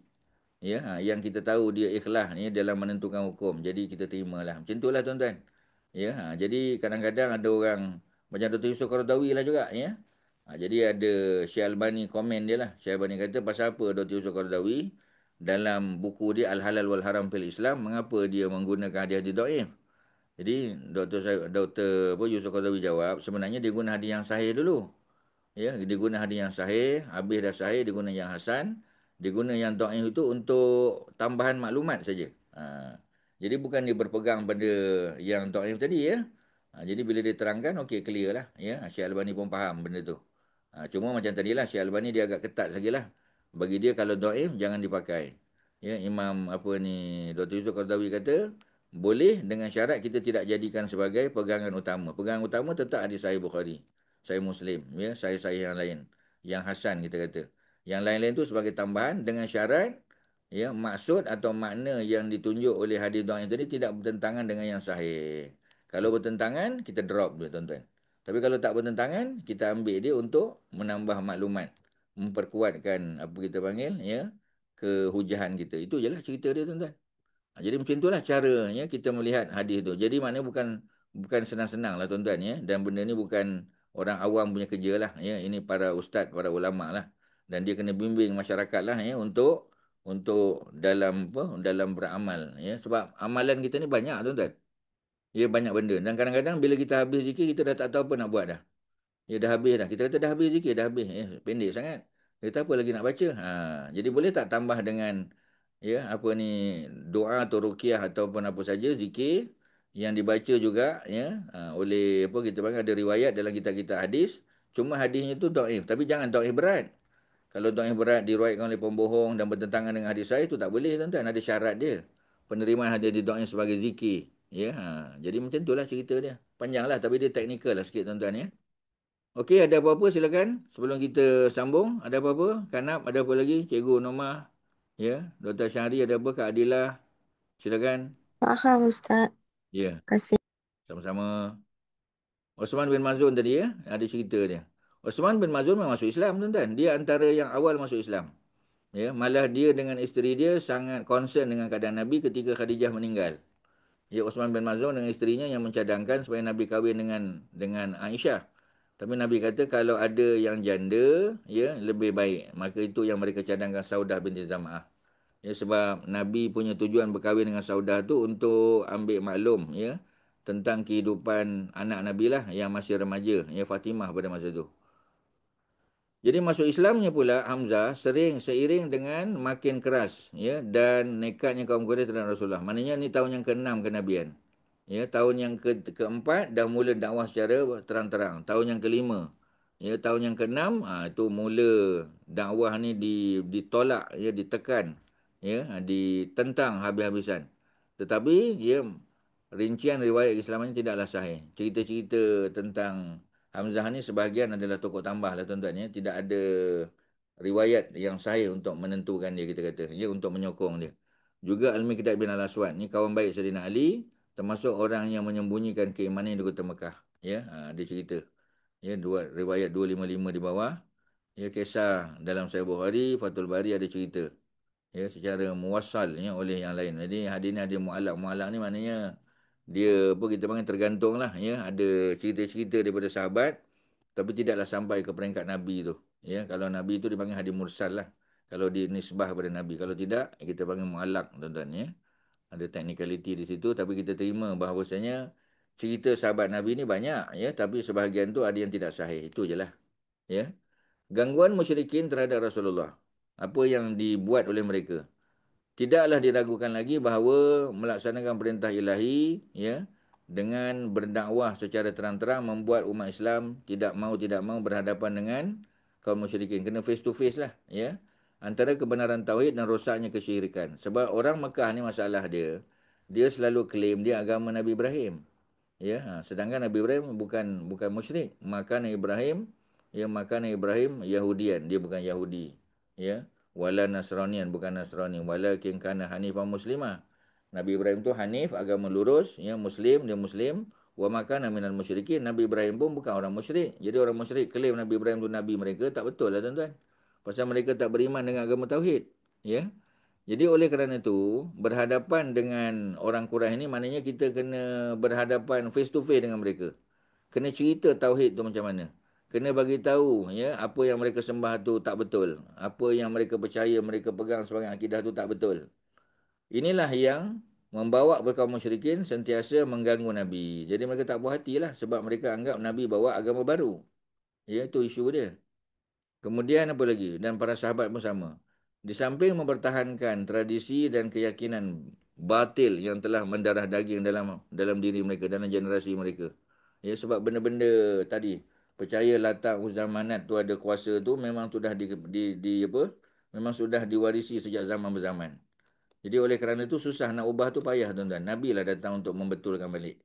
Ya, sebab mereka punya kesalahan tu mesti dibantu untuk dibetulkan. Ya. Jadi apa ni, apa kita panggil, di mana komuniti kabilah Arab yang dikelilingi oleh 360 berhala. Ni selalu kita dengar. Ya, 360 berhala yang berada di sekitar tempat tawaf, mataf. Memunculkan efek dinamisnya, ya apa dia tuan-tuan, ya. Apa ni, sirkulasi perdagangan yang amat menguntungkan bagi para pembesar dan bangsawan Mekah. Jadi orang Mekah ni untung. Ya, kerana mereka duduk di Mekah, tak perlu berjalan jauh dan orang luar datang setiap tahun ya untuk buat haji. Kalau umrah setiap hari orang datang, kalau tawaf setiap masa pun boleh. Jadi mereka dapat untung dari segi ekonomi tuan-tuan. Mereka boleh jual barang ya, dan tuan-tuan kena ingat, ya orang Quraisy ni mereka ada ego tinggi ya. Sebab tu mereka menganggap orang lain tu inferior. Jadi orang lain kalau datang di Mekah tu mereka nak tawaf, mereka kena bertelanjang. Ya, lelaki pada waktu siang, perempuan pada waktu malam. Tak boleh campur lah, ya. Kemudian apa lagi tuan-tuan? Ya, mereka juga mengenakan bayaran. Kalau orang luar yang bukan Mekah, ya, dia nak berpakaian juga, dia kena pakai pakaian yang disewakan oleh orang Mekah tu. Jadi sama ada mereka beli ataupun mereka sewa. Jadi baru mereka boleh pakai pakaian semasa tawaf. Jadi maknanya ni semua duit tuan-tuan. Ni dollars and cent. Ni mereka dapat duit. Itu yang mereka untung. Ya. Jadi bila orang luar datang mereka dapat kemaslahatan ekonomi, duit dapat, ya. Dapat berniaga, dapat bisnes dan mereka pun dapat nama baik. Orang kata, "Oh, orang Mekah ni bagus," ya. Mereka bagi minum, bagi makan, bagi air zam-zam, ya, bagi tempat tinggal, jaga keselamatan. Memang baguslah orang Mekah ni. Jadi nama baik tu, ya, makin bagus, makin bagus. Duit pun dapat tuan-tuan, apa yang kurang? Tak ada apa. Tiba-tiba Nabi datang, ya, nak bagi tahu bahawasanya apa yang mereka percaya selama ni salah. Mana tak marah dia tuan-tuan? Memang marahlah dia. Sebab keuntungan tadi kan. Jadi kafilah dagang yang melewati Mekah menuju Yaman. Kalau orang Yaman nak pergi utara pun singgah Mekah, orang utara nak datang ke Yaman pun singgah Mekah. Untunglah dia. Ya.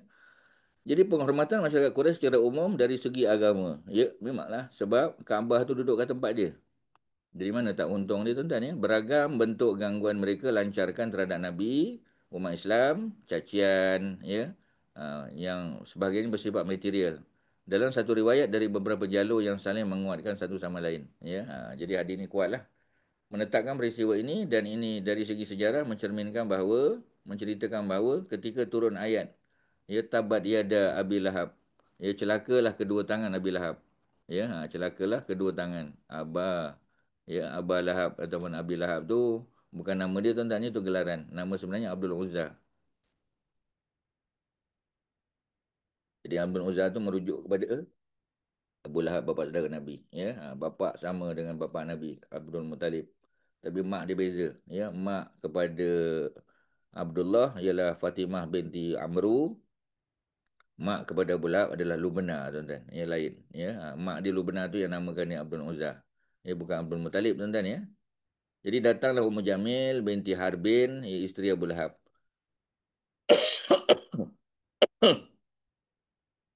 Ummu Jamil binti Harbin. Dia adik-beradik dengan Abu Sufyan. Abu Sufyan bin Harbin. Ya, Abu Sufyan dengan Ummu Jamil tu dia adik-beradik. Cuma ada yang kata Abu Jamil ni kakak Abu Sufyan. Ya. Sebab Abu Sufyan dengan Abu Lahab ni beza 11 tahun tuan-tuan. Abu Lahab ni lagi tua 11 tahun pada Abu Sufyan. Ya, masa Nabi apa kita panggil, masa Nabi lahir, Abu Sufyan dah umur 10 tahun. Nabi baru lahir, Abu Sufyan 10 tahun. Ya, Abu Lahab 21 tahun umur dia. Jadi mana Abu Lahab dengan Abu Sufyan beza 11 tahun. Ya, jadi Ummu Jamil pula isteri kepada apa Abu Lahab. Sebab tu dikatakan Ummu Jamil ni kakak pada Abu Sufyan. Tapi mungkinkah dia adik? Mungkin juga. Ya, mungkin juga tuan-tuan ya, kita tak tahu. Tapi macam tadilah ya, ada kemungkinan Ummu Jamil adalah kakak pada Abu Sufyan. Sebab tu Abu Sufyan secara umum sangat rapat dengan Abu Lahab. Walaupun Abu Lahab ni Bani Hashim, Abu Sufyan Bani Umayyah ya, tapi mereka sangat rapat satu sama lain tuan-tuan. Jadi Ummu Jamil ya datang ya, sambil bersenandung, dia apa kita panggil ya, dia bersyair lah. Ya, dia sebut sebagai apa? Muzammam. Ya, muzammam tu maknanya yang tercela. Ya, bukan Muhammad, patutnya Nabi Muhammad, Muhammadun atau Muhammadan. Tapi dia tukar ya, dia tak kata Muhammad yang terpuji, dia kata Muzammam. Ya, bukan Muhammad yang tercela ya. Dia kata kami abaikan, kami tak peduli. Bawalah wahyu ke apa, kami tak akan peduli. Agamanya kami benci, agama Islam tu. Dan perintahnya kami tinggalkan. Mana sampai peringkat begitu berani dia cakap tuan-tuan. Ya. Sedangkan Rasulullah duduk di dalam masjid ditemani Abu Bakar. Nabi ada kat situ. Maka ia pun bertanya pada Abu Bakar, ya, apakah Muhammad menghinanya? Jadi bila turun apa ni surah Al-Masad, ya, dia tanya pada Abu Bakar. Ya, betul ke Muhammad menghina aku? Dia kata. Abu Bakar menjawab, ya, membantah. Ya, Rasulullah justru ya merasa gembira terhadap orang-orang musyrik yang memakinya dengan julukan Muzammam yang tercela itu. Dia bersabda, tidakkah kalian takjub betapa Allah mengalihkan celaan dan sumpah serapah Quraisy dari diriku? Mereka mencela Nabi dengan Muzammam yang tercela dan melaknat Muzammam sedangkan aku Muhammad yang terpuji, tuan-tuan. Ya, jadi Nabi apa? Nabi bagi tahu pada Abu Bakar, ya, bahawasanya ini berita gembira pada orang beriman. Ya, mereka kata Nabi tercela, tapi Allah kata Nabi yang terpuji. Di antara sahabat yang pernah menyaksikan langsung gangguan Quraisy terhadap Nabi adalah Abdullah bin Mas'ud. Ni cerita, ya, mereka letak apa ni isi perut unta yang busuk ya di belakang Nabi ketika Nabi apa sujud di Kaabah. Jadi Abdullah bin Mas'ud cerita, ya. Ketika Rasulullah sedang berdiri melaksanakan solat di Kaabah, ya, Nabi solat di Kaabah, menghadap ke Kaabah yang berbetulan menghadap ke Baitul Maqdis.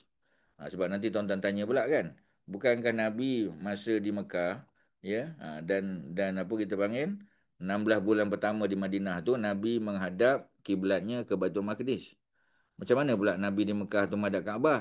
Jadi dia menghadap Kaabah yang berbetulan dengan Baitul Maqdis. Sebab kalau Nabi menghadap ke Baitul Maqdis tidak menghadap ke Kaabah saja, ya, maka orang akan timbul isu lah, ya, Muhammad telah mengubah agama Ibrahim. Memang betul lah. Selama ni Nabi Ibrahim ajak kita menyembah Kaabah, ya, bukan sembahyang menghadapkan Kaabah. Muhammad ajak kita menghadap ke Baitul Maqdis. Lagi jadi isu besar lah tuan-tuan. Sebab tu Nabi tetap menghadap ke Kaabah yang berbetulan, ya, dia punya arahnya, directionnya ke arah Baitul Maqdis, ya, Masjid Aqsa di Palestin. Jadi apa ni, Nabi sedang berdiri melaksanakan solat, ya, orang Quraisy sedang duduk dalam forum mereka. Mereka duduk di apa? Di apa kita panggil tempat mereka bersidang biasalah, ya. Darun Nadwah dipanggil, tempat persidangan mereka. Ya, Dewan Undangan Negeri Mekah pada masa itu. Tiba-tiba salah seorang di antara mereka berkata, "Tidakkah kalian melihat orang-orang yang riak, ya, Nabi lah. Adakah di antara kalian yang bersedia mengambil kotoran unta si fulan beserta darah dan isi perutnya?" Jadi dia cabar, dia kata, siapa-siapa ada tak yang berani pergi ambil darah unta, isi perut unta yang busuk tu, lalu bawa dan letakkan kotoran tu di atas pundak dia, atas badan Nabi. Ya, ketika Nabi sedang sujud lah, ya. Jadi takkan masa Nabi berdiri, kalau letak jatuhlah benda tu. Maka masa Nabi sujud, itu kedudukan paling lemah kita. Kita paling dekat dengan Allah tapi paling lemah dengan manusia kerana kita duduk dalam keadaan yang begitu. Ambil kotoran tadi letak pada badan Nabi, ya. Ketika Nabi sedang berada di situ. Kemudian meletakkan kedua pundaknya jika dia sujud. Jadi maknanya memang betul-betul mereka nak hina Nabi lah, ya. Jadi maka bangkitlah salah seorang yang paling celaka di antara mereka. Ya, ketika Nabi sedang sujud, ia pun meletakkan kotoran tersebut di kedua pundak beliau, ya, pundak baginda sedang baginda sujud. Mereka pun mula ketawa. Ya, hingga tubuh mereka tergoncang-goncang kerana terbahak-bahak ketawa. Yang suka sangat tuan-tuan, ya. Kata Muhammad ni power, ya, ada kuasa. Sekarang apa dia boleh buat? Maka ada seorang perempuan Juwairiyah, ya. Juwairiyah ni bukan isteri Nabi Juwairiyah tu, ya. Juwairiyah ni adalah seorang wanita hamba sahaya yang masih kecil. Ya, kalau dia hamba sahaya saja Jariyah. Tapi kalau dia hamba sahaya masih kecil, Juwairiyah. Dia menemui Fatimah yang segera datang dengan tergesa-gesa. Maknanya, bila dia tengok Nabi dalam keadaan dihina, dia pun kesian, tak sampai hati. Dia balik ke rumah Nabi di belakang Bukit Sofa, dekat dengan tempat tandah kita sekarang. Di belakang Bukit Sofa, belakang Bukit Marwah, sorry. Belakang Bukit Marwah. Dia pun beritahu Fatimah, ayah engkau sedang diketawakan oleh musuh. Ya, datang Fatimah tuan-tuan. Nabi tetap seperti semula jadi. Maknanya Nabi tidak menyingkirkan kotoran. Nabi tengah solat. Ya, lalu menemui para perusuh itu dan mengherdik mereka. Ini kemudianlah tuan-tuan. Ya, jadi Fatimah datang, ya dibersihkan kekotoran tadi, ya. Lalu dia menemui para perusuh dan mengherdik mereka. Ketika Rasulullah selesai solat, Nabi berdoa, ya Allah, timpakan kebinasaan pada Quraisy. Timpakan kebinasaan pada Quraisy. Ya, 3 kali tuan-tuan. Maknanya Nabi pernah ya mendoakan keburukanlah pada Quraisy. Ya, sebab apa? Sebab perbuatan mereka yang sudah tidak boleh dikawal lagi tuan-tuan. Ya. Lalu Nabi sebut nama mereka satu persatu. Yang Allah timpakan kebinasaan. Amru bin Hisham, itu Abu Jahal. Utbah bin Rabi'ah, ya, ini bapa mertua pada Abu Sufyan. Syaibah bin Rabi'ah, abang pada Utbah bin Rabi'ah. Ya, Al-Walid bin Utbah ni anak pada Utbah bin Rabi'ah, ya. Al-Walid bin Utbah anak pada Utbah lah. Anak pada Utbah tu maknanya adik-beradik lah dengan apa? Dengan Hindun tuan-tuan, ya. Al-Walid ni mati semua dalam perang Badar nanti. Umayyah bin Khalaf ni kawan baik pada apa? Kepada apa ni Abu Jahal, ya. Uqbah bin Abi Mu'aid, beliau juga musuh Nabi dan beliau adalah jiran Nabi tuan-tuan. Dan Ammarah bin Walid, ya, Al-Walid. Abdullah bin Mas'ud berkata, "Wallahi aku melihat ni semua mereka ni. Amr bin Hisham, Abu Jahal, Utbah bin Rabi'ah, Syaibah bin Rabi'ah, Al-Walid bin Utbah, Umayyah bin Khalaf, Uqbah bin Abi Mu'aid, ya, dan Ammarah bin Walid. Ada 7 semua. Jadi Abdullah bin Mas'ud kata, demi Allah, aku melihat mereka semua ni binasa, maknanya dibunuh mati dalam perang Badar.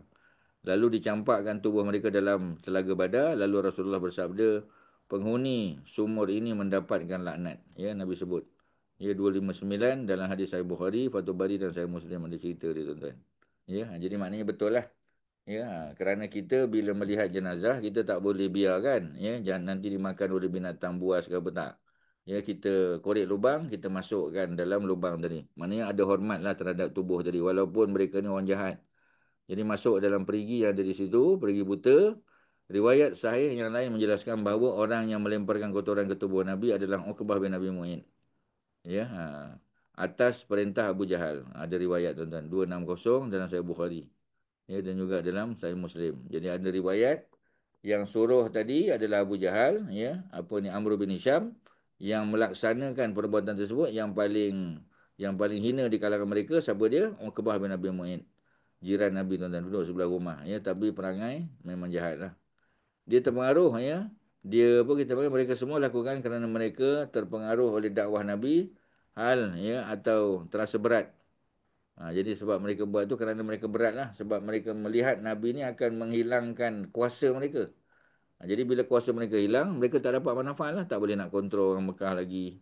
Tak boleh nak bagi minum, tak boleh nak berniaga dan sebagainya. Jadi mereka melihat Nabi tu sebagai satu cabaran kepada mereka. Terutama dari segi financial, tuan-tuan, dari segi ekonomi. Jadi hal ini terasa berat bagi mereka kerana melihat begitu maraknya pertumbuhan dakwah di Mekah. Ya. Jadi dakwah di Mekah tu berat sangat bagi mereka. Ya, jadi sebab apa? Sebab mereka anggap itu adalah gangguan, ya, kepada kelestarian, ya, perniagaan mereka pada masa akan datang, tuan-tuan. Itu cerita dia. Okey, ada apa-apa soalan? Silakan. Tuan-tuan, panjang dah ya kita bincang ni. Ada apa-apa? Silakan tuan-tuan. Tak ada, ya. Kalau tak ada, kita sambung sikit lagi doa Nabi, ya. Nabi mendoakan kebinasaan terhadap Quraisy kerana mereka mendustakan nama ingkarinya dengan doa beliau. Doa baginda lah. Ya Allah, tolonglah aku atas mereka. Allahumma alaika, ya.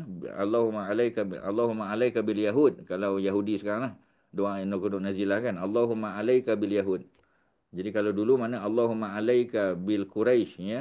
Jadi maknanya minta Allah ambil tindakan, ya, menurunkan pada mereka 7 tahun masa sulit. Ini mereka dapat apa tuan-tuan? Mereka dapat kebuluran, ya. Malapetaka yang besar pada mereka, kebulu tak ada makanan tuan-tuan. Sebagaimana yang pernah turun pada Nabi Yusuf, ya. Jadi Nabi Yusuf tu 7 tahun yang prosperous, ya, yang apa kita panggil, yang meriah, ya, yang penuh dengan aktiviti pertanian, dan 7 tahun, ya, apa ni, kemarau panjang.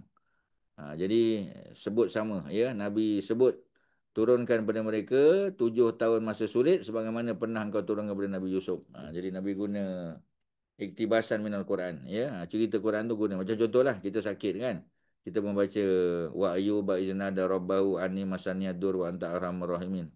Ya anni masaniya dur, ya Allah, ya, aku telah ditimpa dengan sedikit mudarat, wa anta arhamur rahimin, engkau lah yang maha pemurah, maha pengasih, maha penyayang. Kita ulang balik. Jadi kita berdoa, ya Allah, seperti mana engkau angkat penyakit Nabi Yunus, ya, Nabi Ayub daripada dirinya, maka engkau angkatlah penyakit aku daripada diri aku. Seperti mana engkau angkat penyakit daripada Nabi Ayub, seperti itu jugalah ya Allah, dengan doa yang sama, Ani masaniyadur wa anta arhamur rahimin, kau angkatlah, ya, penyakit yang sedang membelenggu aku, ya Allah. Boleh tak? Boleh lah tuan-tuan. Seperti mana kau lepaskan Yunus daripada perut ikan, kau lepaskan aku daripada belenggu masalah yang aku sedang hadapi sekarang. Boleh? Boleh. Tak ada isu tuan-tuan. Ya, jadi maknanya memang Nabi ajar doa macam tu. Ya, seperti mana kau turunkan, ya, 7 tahun yang sulit pada zaman Nabi Yusuf, maka engkau turunkan juga kepada orang-orang Quraisy. Maka datanglah tahun, ya, masa paceklik, ya, masa kemarau panjang yang menggugurkan segala sesuatu hingga mereka ada yang memakan bangkai dan kulit, memang tuan-tuan. Ya, makan bangkai. Ya, bangkai itu mana binatang dah mati dah, tak sempat sembelih. Kemudian, ya, makan bulu, ya, makan kulit. Kulit, maknanya kulit yang dah hampir reput ni tuan-tuan, ya. Bukan kulit baru, ya. Hingga ada yang melihat kabut tebal yang menghalang antara dia dan langit disebabkan lapar yang teramat sangat.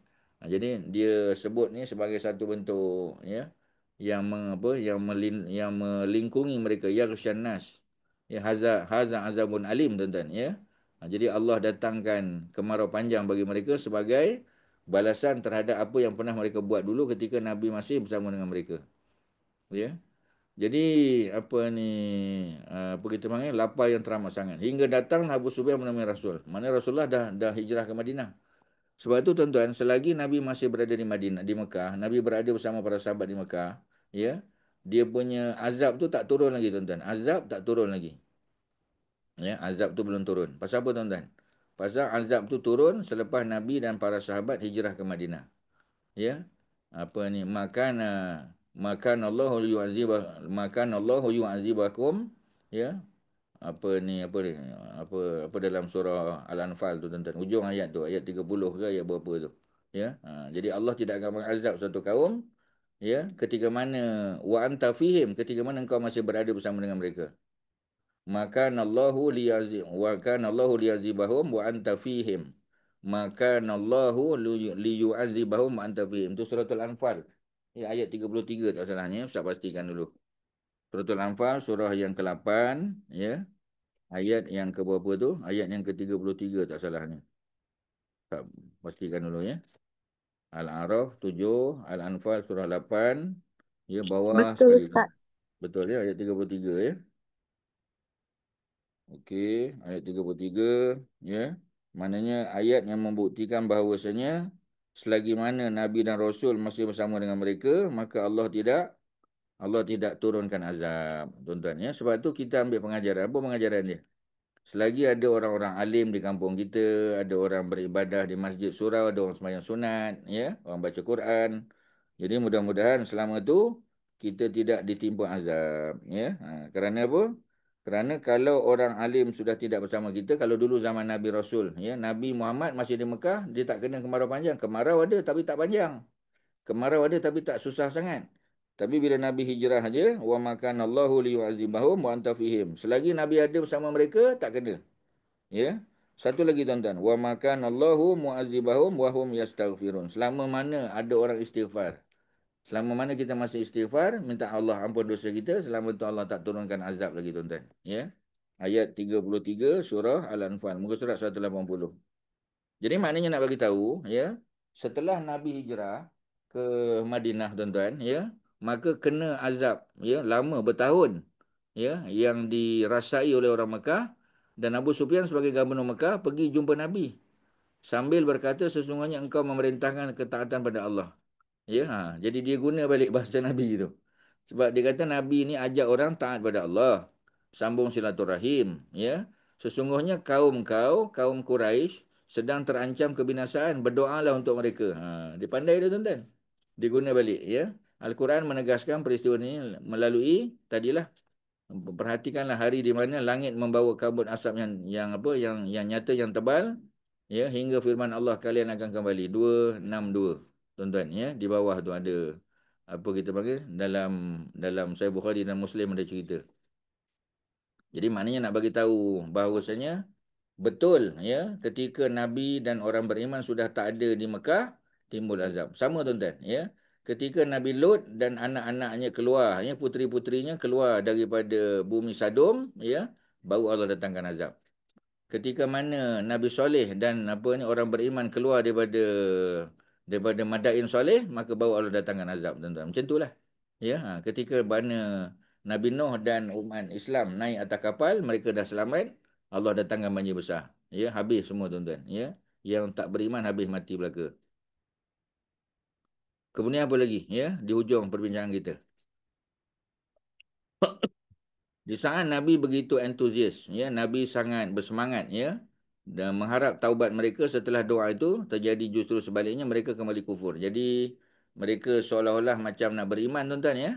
Tetapi macam tadilah, bila Nabi doa, ya, dan doa Nabi ini macam doa Nabi Musa. Setiap kali datang musibah, datang Imam Musa, tolonglah, ya, supaya Tuhan kau angkat azab daripada kami. Ya, nanti kami beriman. Dan azab dah angkat, tak beriman juga, kufur, tuan-tuan. Jadi maknanya perkara ini sudah berlaku pada Nabi Musa zaman dulu. Ya, dia lupa balik apa yang telah diabadikan oleh Al-Quran. Dengan firman-Nya mereka berkata, ya Allah, singkapkan dari kami azab, sesungguhnya kami orang-orang beriman. Ya, jadi minta Allah singkap azab, tapi mereka nak beriman lah kononnya, tapi tak beriman juga, tuan-tuan. Al-Hafiz, ya, Ad-Dimyati sebut, ya, apa ceritanya? Awal mula doa kebinasan terhadap kaum Quraisy adalah setelah mereka melemparkan kotoran unta ke atas tubuh Nabi, ke atas belakang Nabi, tuan-tuan. Itu, ya, kata siapa? Kata Imam Al-Hafiz Ad-Dimyati, ya, disebut, ya, 264 bawah nota kaki 264, ya, Ibnu Hajar sebut, ya, dalam Fathul Bari, syarah bagi Sahih Bukhari. Jadi bila mula mereka kena azab setelah mereka buat, ya, benda yang tak senonoh pada Nabi. Namun amatlah penting untuk diambil pelajaran bahawa doa tersebut beliau panjatkan kerana mereka mendustakan baginda dan mengingkari keimanan. Memanglah, tuan-tuan. Ya, walaupun kita kata mereka tak buat pada Nabi pun, katalah mereka tak buat peristiwa letak kotoran unta di belakang Nabi, mereka tetap mendustakan Nabi selama ni. Mereka mentertawakan Nabi, mengejek Nabi sebagai majnun, ya, mengatakan Nabi ni khayalan saja dapat wahyu daripada langit. Bukan dikarenakan gangguan terhadap, ya, mereka terhadap diri baginda saja. Sepanjang itu baginda masih mampu bersabar, mendoakan agar mereka mendapat hidayah. Hal ini membuktikan bahawa baginda adalah pegangan tertinggi. Contoh, panutan tu maknanya contoh teladan tertinggi. Ya, sebagai uswatun hasanah dalam masalah kesabaran dalam dakwah, dalam menghadapi masyarakat, sekalipun gangguan yang datang itu menimpa harta, kepentingan dan jiwa mereka, tuan-tuan. Ya, kita kena stop di situlah. Ya, ada apa kita panggil, kalau ada soalan silakan, ada apa-apa. 152, tuan-tuan, ya. 152 sikit, kita berhenti di situ. InsyaAllah kita sambung kaum musyrikin bila mendengar Al-Quran. Nanti minggu yang ketiga, insyaAllah, Rabu. Kalau tak ada apa, silakan. PMP ada apa-apa pengumuman, silakan.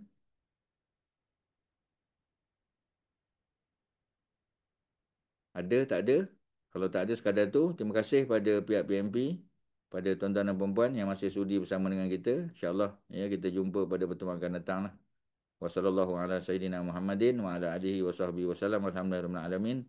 Assalamualaikum warahmatullahi wabarakatuh. Terima kasih Ustaz. Terima kasih, Ustaz. Terima kasih, Ustaz. Sama. Terima kasih Ustaz. Sama. Assalamualaikum warahmatullahi wabarakatuh.